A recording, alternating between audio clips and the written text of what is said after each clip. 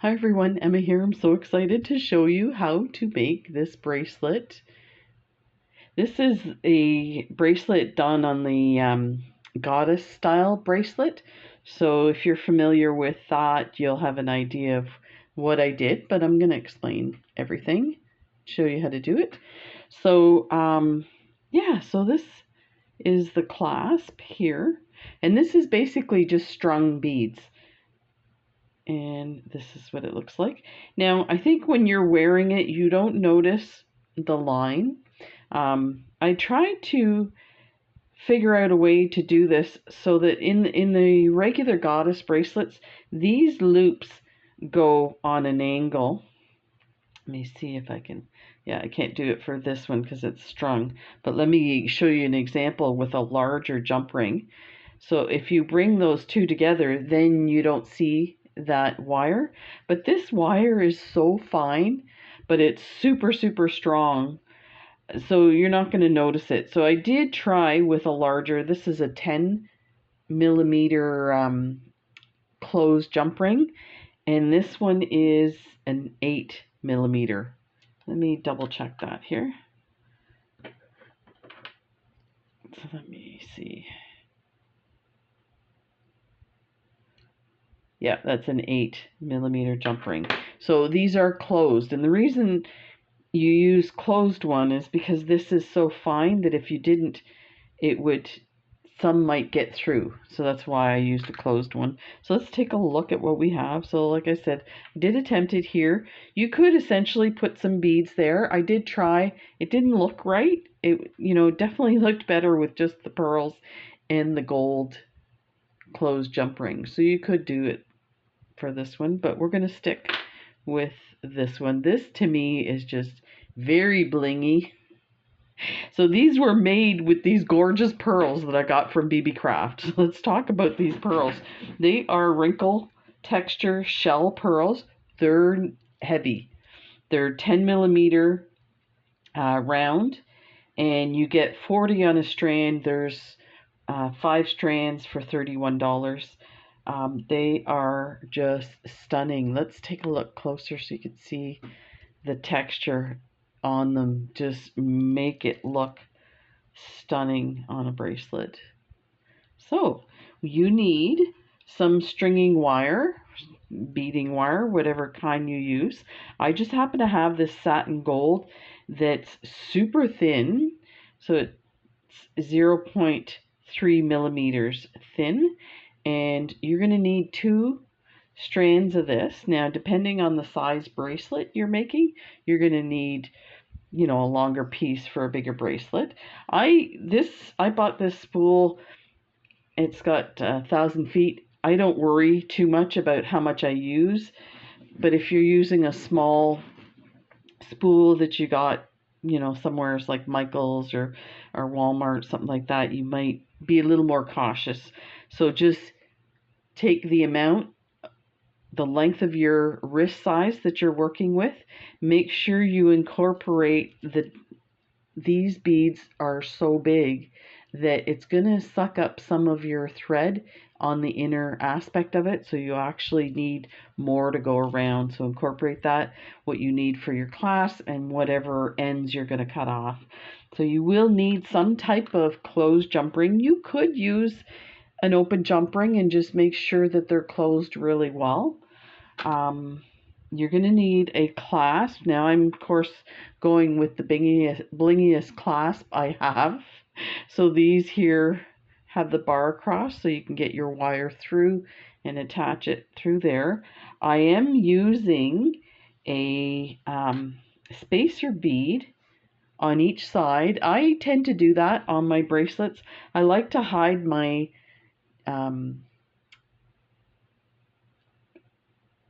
pinch beads inside these. So I'll show you how to do that. It's a little kind of maneuvering with your hands, but we can do it. So that's these guys here, and you can get them anywhere. Just type in spacer beads and you'll come up with a bunch. So let's put these ones aside because we're not going to use them. And of course you need your pearls, and you're going to need some crimp beads. So let's move these guys. I am going to make a bracelet for my sister. Her one of her daughters is getting married in a couple of months. So I thought I'll make one, a wedding bling one, and in case she wanted to wear it. So this one I'm using for a 7-inch or 7¼ inch wrist. I'm using 19 beads. It's about 18 to 19 of these 10mm beads, and the clasp is quite large too. So, and of course your spacer beads. So if it's a little bit loose, that's fine, but you definitely don't want it tight. So of course you're going to need the amount of closed jump rings to go in between each of those beads. So let's get some up. Let's put that, because that's our finishing. And let's get these guys out here. I don't think I'll need all of these, but. And the wire. So I am just going to take, I'm going to take about, well, let me tell you how much exactly. But like I said, I'm not measuring mine. I'm not worried about using extra. So I'm taking 24 inches for each. So you need 2 of these strands. So you will need a, whatever you use for cutting your beading wire. I'm using flush cutters. So let me get my second piece out here. Move my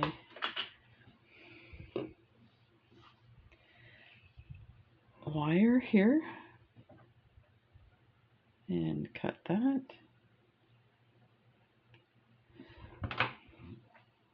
I am going to use a stop bead on the end here. So let's put it about here. There, that's not going anywhere. So we're going to start. So attach your 2 together. We're going to start. I'm going to put my spacer bead on first. You don't have to, because the other end's open. And let me see. So on the first ones, I didn't put a spacer before the bead. So start with your bead, your pearl.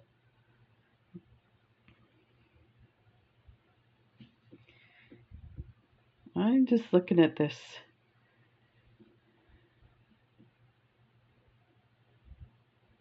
Yeah, so this one I did the first line going over. I don't think you need it. So I'm going to put the first bead, both strands through it. Like that. Then put your spacer. Okay. Bring it down like that.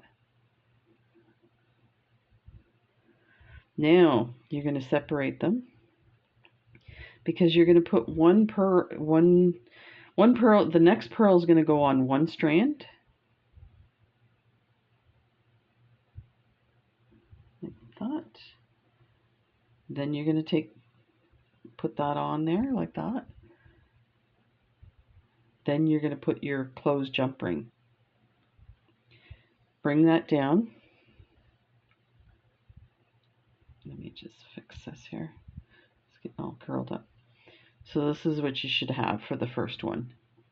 It doesn't look like too much. But now what you're going to do is, if you see you have your wire that's coming on the outside of that bead, that's where you want to put your next pearl. So pull that one aside. Put your next pearl on there. So you're going to alternate from one strand to the other. Put that on, then put your 2 ends together to put your jump ring on. Grab a jump ring, throw that on, then bring everything down. And if you pull it tight, so you can see it starts to create a bit of an angle. Let me see if we can get this one tighter. There, like that. So now you want to take the strand that doesn't have a pearl on it. If you see, it's at the bottom. We're going to put a pearl on this one. So you just keep going back and forth, alternating. Like that. Then take your two ends together and put your jump ring.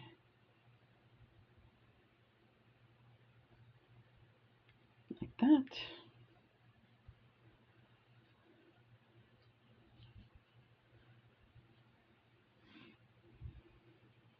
So you can see it's starting to pop up and down. So now grab the strand that's on the outside of that previous one. That's going to be your strand for a pearl. Like that. Don't worry if this gets loose. When we get them all on, we will make sure they're in the right position. Pearl. Then a jump ring.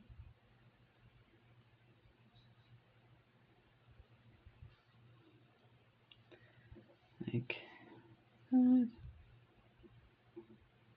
Super duper. Keep going. So let's take a look. This one here, the strand's coming outside. So let's grab that one.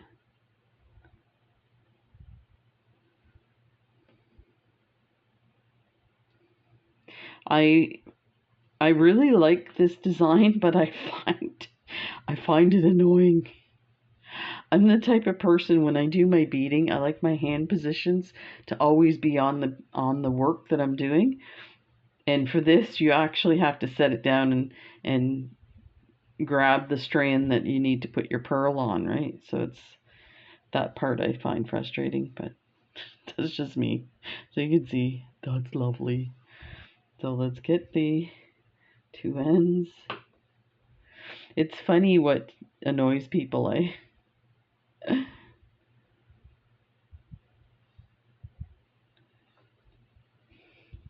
You hear me going, I'm the boss of you beads. Get to where you need to be. Let's grab the strand that doesn't have a pearl on it. Just keep doing that all the way. Get our two ends together.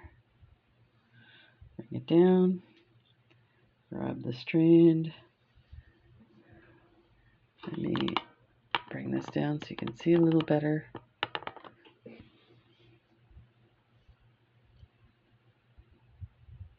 And we'll double check the measurement, so I'll give you a heads up on the measurement if it's not accurate.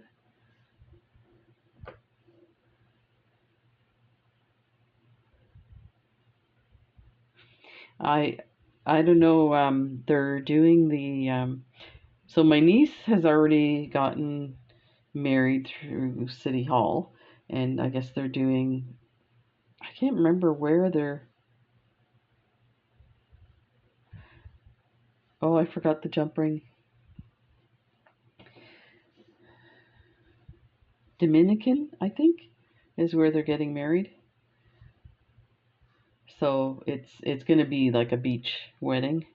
So what I'm getting at, so maybe my sister wants some more beachy type of jewelry, so I might make her something a little more dainty than these massive pearls. Okay. But they're so lovely.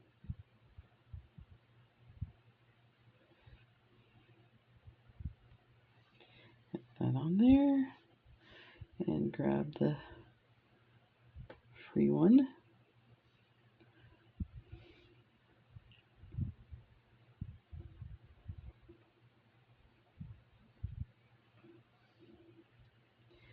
And a jump ring.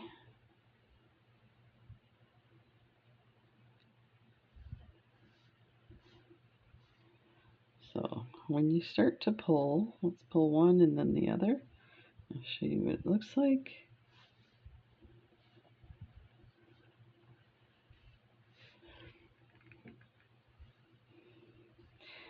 I think to get to like it's better if you get an up and a down and continue that way. So you might want to adjust them, like that one should be up and then this one should be down. Let me see if that did it.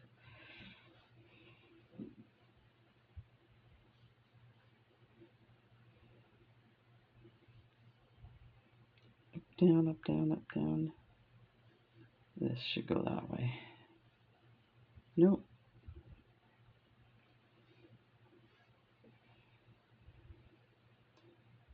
This one should be down, that one should be up. There. So something like that. So let's keep going here. We need this one for a pearl. I think this design, the goddess design, I learned how to do it when I first started beading, which is surprising because the instructions were to create your own jump rings with beads, with 11O beads. So you had to create circles and they had to be attached, and it was pretty complex for a design. But it's a really popular beading design, the goddess bracelet, and it's a very unique thing. But I find it super frustrating, and I think it's partly because these are supposed to be angled to hide that thread. But to do that, you have to keep tension on your line all the time. So if you're like struggling like I am flipping these back and forth, let me make sure I got that one right. That's normal. just so you know.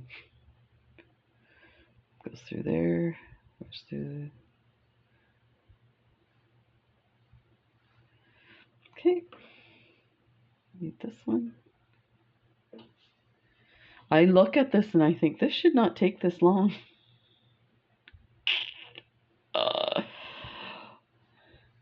I'm so confused. Let me know what your experience with the goddess bracelet is. Because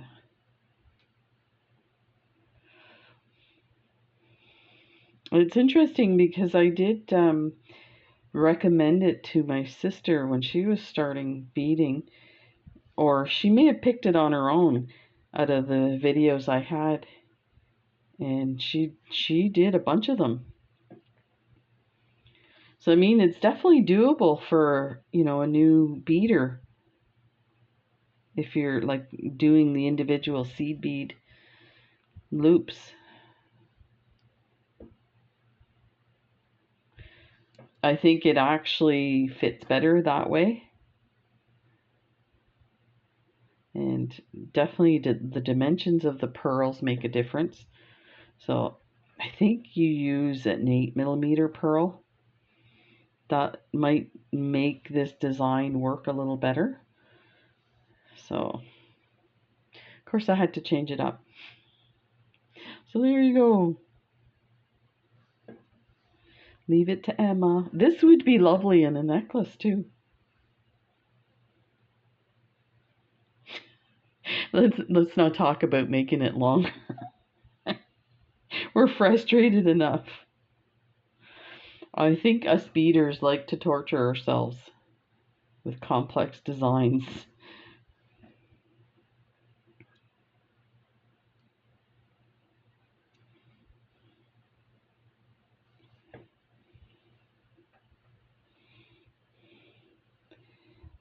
And we got two more now. And then we have the fun part, putting the clasp on. Yeah, I thought I wouldn't need all these jump rings.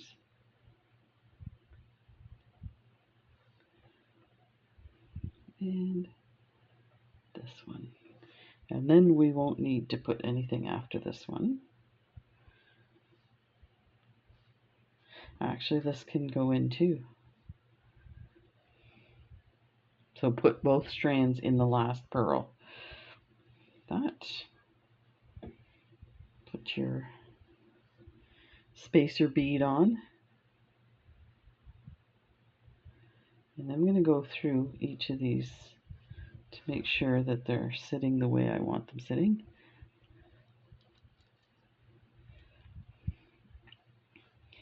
Okay, we got 1, 2. Up, down. This has got to go up. Ah, that's why, look what I did. I was wondering at this point there was a mistake. Oh, that's so sad. Do you know what? I'm going to complete it for the sake of the video, and I'll redo it on my own. That's why I kept messing up at that spot.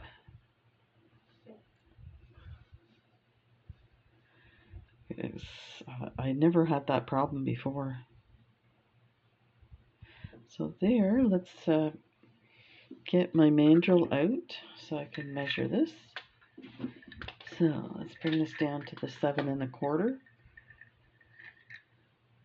like that, and the clasp will sit like this, and we want it just slightly loose, so that'll work perfect.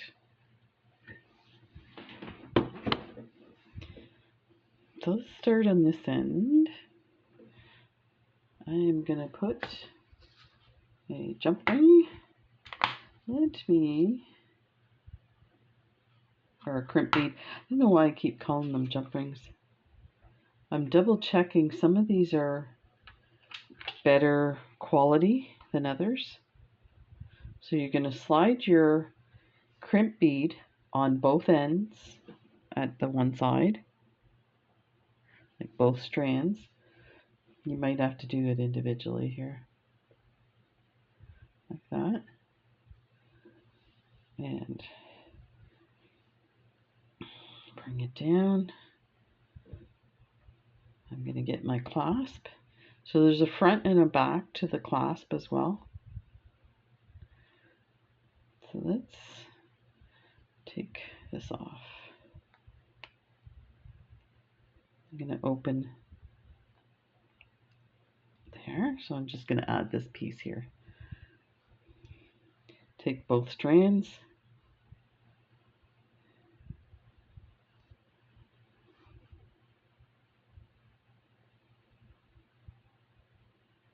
This. And go through the one side of the bar. Like that.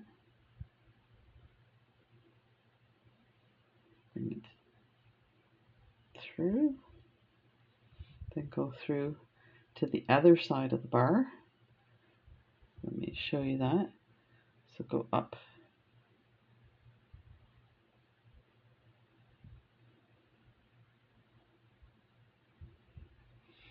Through that other side. Like that. So it's up and around both sides of that bar. The jump ring or the crimp bead is here. We're going to slide the tails here through that crimp bead. Let's bring this back here so you have an idea what I'm talking about. Okay, so it's coming out like this. We're going to get those two tail ends through the crimp bead. Like that. Pull, and then you can take the tail and pull till it comes down close to your, and that happens. So I'm not going to be using these pieces that are all curled when they go through the crimp bead. So let's bring this down. So what I'm going to do on the first end, you don't have to worry it being tucked into here. So what I'm going to do is I'm going to actually crimp it where I want it next to this clasp. You can leave a bit of space like that, or you can do it right up against the thing. Doesn't really matter, that's going to cover it. So I'm going to leave it right about there. And now we're going to squeeze our crimp bead closed. Like that. And I'm going to check my strands to make sure that they're not moving. Okay, and clip these curly tails off with my cutters. Like that. Just watch you don't cut the other lines. There, like that. So, as you can see, this is what happens, so you can't see that crimp bead. So we're going to move these guys down. Just slide your beads down. Like that. Let me see how close that double, this one, it's almost in the middle. Okay, bring it down. Everything's down there. That. So take it off take the stopper off. We need a crimp bead on here. Put that in there. Like that. Make sure it's on both strands. And you can let it drop, it's not a big deal. Okay. Get the other side of the clasp. I'm going to open this and take the middle part off. So now, I'm going to go down one side with both strands, pull it through, take those two strands and go to the other side of that bar. That's what's holding on your clasp.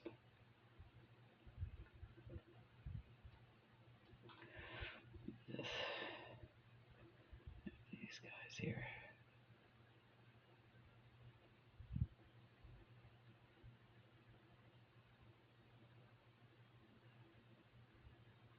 No. Here, let me. You can do one at a time too, if it's easier. Pull these guys aside here.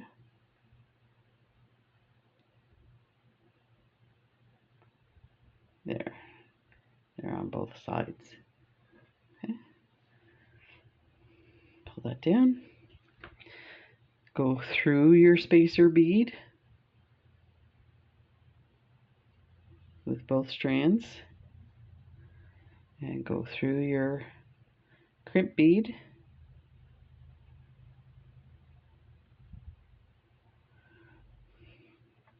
Okay. And then hang on to your clasp. Pull this tail end down and it will bring it down.